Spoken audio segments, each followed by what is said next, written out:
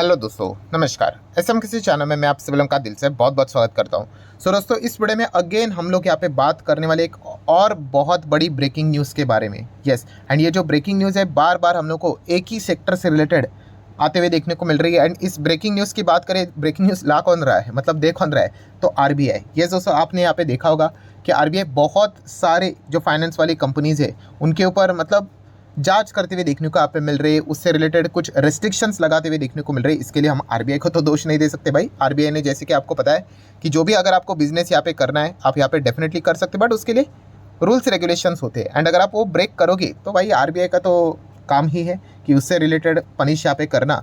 तो इसी से रिलेटेड सबसे ज़्यादा शुरुआत जो पॉपुलैरिटी यहाँ पे हुई थी वो पेटीएम से रिलेटेड हुई थी। पेटीएम का स्टॉक आप देख सकते हैं आधा हम लोग को क्रैश होते हुए देखने को मिला। टॉप से अगर हम बात करें तो 75% ऑलमोस्ट क्रैश होते हुए देखने को यहाँ पे मिल चुका है। ठीक है, देन उसके बाद येस्टरडे की बात करें तो हम सभी लोगों ने देख लिया, आईएफएल फाइनेंस से रिलेटेड खबर आते हुए देखने को मिली। एंड उसके बाद आप देख सकते हैं स्टॉक में सीधा 20% का सर्किट लग गया, मतलब आप देख सकते हो लोअर सर्किट। एंड जैसे ओपन हुआ वही उसका हाई वही उसका लो, इतना मतलब इम्पैक्ट हम लोग को उस खबर का देखने को मिला। बिकॉज अगर देखा गया तो आईएफएल फाइनेंस की अगर देखा गया तो जो रोजी रोटी रहती है उसमें गोल्ड लोन ही सबसे ज़्यादा टॉप लेवल पे हम लोग को देखने को यहाँ पे मिल जाता है। तो आज इस प्रकार से ये क्रैश होना, यूजुअली 99% तो ये चीज़ यहाँ पे बनती थी एंड वही हम लोग को देखने को यहाँ पे मिल गया। ठीक है, मैनेजमेंट की कमेंट्री से कोई भी असर यहाँ पे नहीं पड़ा। तो ये तो अभी तक की यहाँ पे बात थी। अभी इसके बाद की अगर हम लोग अभी की बात करें तो एक और कंपनी हमारे सामने आती हुई देखने को मिली, उसका नाम है दोस्तों JM financial limited. Yes, JM financials की अगर हम लोग बात करें आज के दिन तो 2% यहाँ पे डाउन है। मैक्सिमम चार्ट पैटर्न वैसे अगर हम लोग इस स्टॉक का देखें तो इन्वेस्टमेंट के हिसाब से तो कुछ खास रहा नहीं है, काफ़ी ज़्यादा वॉलेटाइल रहता है। ये ट्रेडर लोगों का स्टॉक है, आप चाहो तो ऐसा भी यहाँ पे कह सकते हो। तो जेएम फाइनेंशियल्स की भी अगर हम लोग बात करें, सेम नाम में ही क्या आ जाता है फाइनेंस, तो फाइनेंस से रिलेटेड इनका बिजनेस यहाँ पे रहता है। एंड अगेन कुछ ना कुछ रूल्स रेगुलेशंस इन्होंने यहाँ पे ब्रेक किए होंगे। तो इसीलिए दोस्तों आप यहाँ पे देख सकते हैं आरबीआई ने जेएम फाइनेंशियल के ऊपर भी बैन यहाँ पे लगा दिया। किस चीज़ के चलते? फ्रॉम फाइनेंसिंग की, मतलब वो लोन यहाँ पे नहीं दे सकते। किस चीज़ के चलते? Against the share and debentures. इसके पीछे का रीज़न है मेजर डेफिशिएंसीज उनको मिलते हुए देखने को यहाँ पे मिली है। सो शेयर्स डिबेंचर्स के अगेंस्ट वो फाइनेंस यहाँ पे प्रोवाइड किया करते थे, तो वो फाइनेंस वो यहाँ पे अभी प्रोवाइड नहीं कर पाएंगे क्या ज़िंदगी भर? नहीं, आरबीआई यहाँ पे उनको बोलेगा कि आप ये चीज़ ऐसे ऐसे ऐसे कर रहे थे, इसको तोड़ा था, अगर ये सुधर जाते तो रेस्ट्रिक्शन हटा देंगे। बट ये इतना सिंपल नहीं होता भाई, इसके लिए अभी कितने महीने लग जाएंगे, सालों साल लग जाएंगे, वी डोंट इवन नो। सो ये फिलहाल तो हम लोग को देखने को यहाँ पे मिल रहा है। अगर मैं आपको ऊपर ऊपर से भी बातें बता दूँ तो आप देख सकते हो जो रेगुलेटरी गाइडलाइंस होती है वो हम लोग को वायलेट होते हुए देखने को यहाँ पे मिल चुकी है।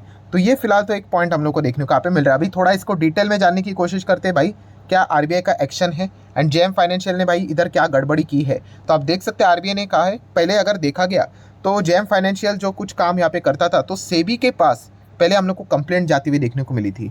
ठीक है, एंड सेबी ने बाद में यहाँ पे क्या किया कि सेबी ने ये आरबीआई को डायरेक्ट कर दिया, क्योंकि फाइनेंस आपके अंडर आता है भाई, आप यहाँ पे चेक कर लो करके। एंड आरबीआई उसके बाद इन्वेस्टिगेशन स्टार्ट किया एंड आरबीआई को क्या मिला? सीरियस डेफिशिएंसीज उनको फाइंड होते हुए देखने को यहाँ पे मिलेगी। डेफिशिएंसी बोले तो गड़बड़ी इनको मिल गई।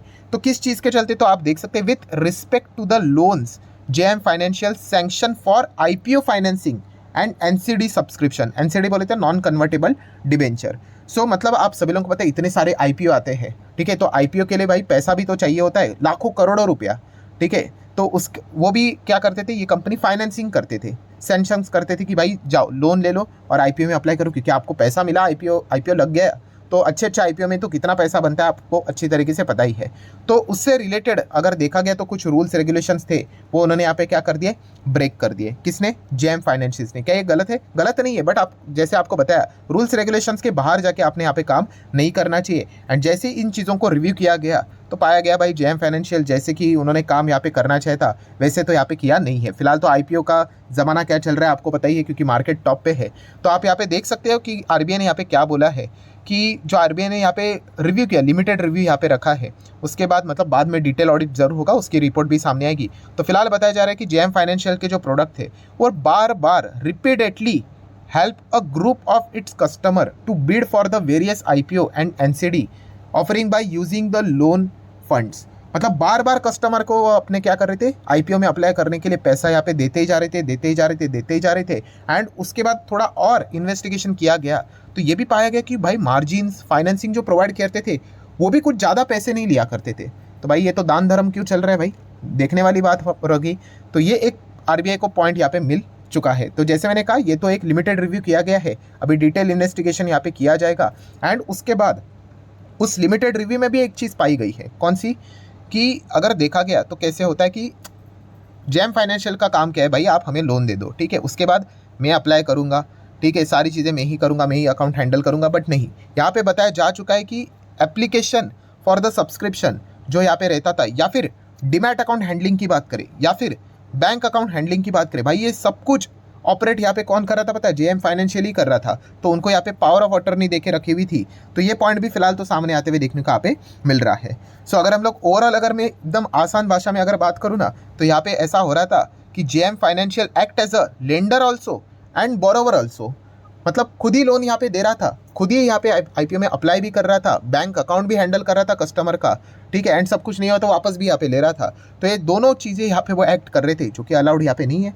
तो यही चीज़ अभी हम लोगों को फिलहाल तो आरबीआई को मिलते हुए देखने को मिल चुके हैं, जो कि रेगुलेटरी जो गाइडलाइंस है, साफ साफ उसका उल्लंघन हम लोग को होते हुए देखने को यहाँ पे मिल चुका है। एंड आरबीआई ने यही कहा है कि ये गवर्नेंस इशू भी हम लोग को देखने को मिल रहा है, काफ़ी सीरियस है, एंड डिटेल इन्वेस्टिगेशन यहाँ पे होनी चाहिए। एंड कस्टमर की सेफ्टी के लिए क्या करना पड़ेगा, अभी चेक करना पड़ेगा कि एग्जैक्टली यहाँ पे क्या चल रहा है करके। तो अभी एग्जामिनेशन सारी चीज़ें होने के लिए तो आपको पता ही है, आरबीआई ने कहा है कि अभी ये रिस्ट्रिक्शन हम लोग लगा रहे हैं। एंड रिस्ट्रिक्शन कब हटेंगे, अभी आरबीआई स्पेशल ऑडिट कंडक्ट करवाएगा, वो कंप्लीट होगा, उसकी रिपोर्ट सामने आएगी, फिर चेक करेंगे कि सारी चीज़ें ठीक हुई है या नहीं हुई है। अगर नहीं हुई है तो ये रिस्ट्रिक्शन ऐसे ही रहेंगे। सो कुल मिला के अगर मैं कंक्लूजन की बात करूँ दोस्तों, तो जेएम फाइनेंशियल्स भी हम यहाँ पे कह सकते हैं कि जो रूल्स थे आरबीआई के, उसको तोड़कर यहाँ पे कुछ काम करते हुए पाए गए। एंड इसी चीज़ के चलते आरबीआई ने इनके ऊपर भी रेस्ट्रिक्शन यहाँ पे डाल दिया है। तो अब ये देखने वाली बात होगी जेएम फाइनेंशियल्स के भी शेयर के ऊपर क्या इंपैक्ट पड़ता है। अभी कल के दिन मैंने आप लोगों को सिखा के रखा है कौन सी चीज़, कि हाँ, उनके लोन बुक को जाके चेक कर लेने का, कि इस चीज़ के चलते जो प्रोडक्ट सर्विसेज जिसके ऊपर अभी रेस्ट्रिक्शन लगा है, उसका कितना कंट्रीब्यूशन था रेवेन्यू में, इनकम में, उस हिसाब से वो स्टॉक उतना रिएक्ट करेगा, ठीक है। वैसे जेएम फाइनेंशियल्स को हम लोग ज़्यादा तो कवर यहाँ पे करते हैं नहीं, कभी हम लोगों ने ज़्यादा देखा नहीं, सिर्फ खबर आता था तभी हम लोग यहाँ पे इसको कवर करते थे। तो आज भी खबर आई है, तो इसी चीज़ के चलते दैट्स इट, उतना ही हम लोगों ने कवर यहाँ पे किया है। सो इम्पैक्ट कितना पड़ेगा उस हिसाब से सारी चीज़ें हम लोग को देखने को यहाँ पे मिल जाएगी। सो ज़रूर इसी चीज़ के चलते क्या रहेगा, जेएम फाइनेंशियल्स अगर देखा गया वापस आने वाले दिनों में रडार के ऊपर रहेगा। मतलब पेटीएम तो है ही, देन उसी के साथ साथ और कौन सा था, अभी आईएफएल फाइनेंस की बात करें, वो भी हम लोग को रडार के ऊपर देखने को यहाँ पे मिल रहा है। एंड जेएम फाइनेंशियल्स को भी अभी आप क्या कर सकते हो, थोड़ा बहुत फोकस में अपना यहाँ पे रख सकते हो, ठीक है। खरीदना है, बेचना है, होल्ड करना है, एवरेज करना है, आपकी मर्जी। काफ़ी लोग कमेंट सेक्शन में पूछते हैं अभी हम क्या करें, तो सर जी हमें ऐसा बता नहीं सकते क्या करें करके, ठीक है, वो रिकमेंडेशन का फॉर्म हो जाता है। मेरा काम है आपको इन्फॉर्मेशन प्रोवाइड करना जो पब्लिक डोमेन में अवेलेबल है, दैट्स इट, उतना ही काम यहाँ पे मैं कर रहा हूँ। देन ये मैं आप लोगों को क्यों बता रहा हूँ, क्योंकि इसके बाद अगर देखा गया तो मोस्ट फ्रिक्वेंटली आस्क्ड क्वेश्चन कौन सा यहाँ पे बन चुका है आज के दिन में, तो वह बजाज फाइनेंस से रिलेटेड। यस, बजाज फाइनेंस भी अगर आप देखोगे आज के दिन 4% ज़बरदस्त गिरते हुए देखने को मिल चुका है। 5 दिन की बात करें, महीने भर की बात करें, 6 महीने की बात करें, वाह 14% तक की गिरावट है, वो भी नॉर्मल गिरावट। एंड टॉप से कैलकुलेट करें तो लगभग 22% से ज़्यादा। अगर ये तो मैं रफली कैलकुलेट कर रहा हूँ, इट माइट बी 25% ऑल्सो, मतलब 1/4 बजाज फाइनेंस हम लोग को डाउन देखने को यहाँ पे मिल रहा है।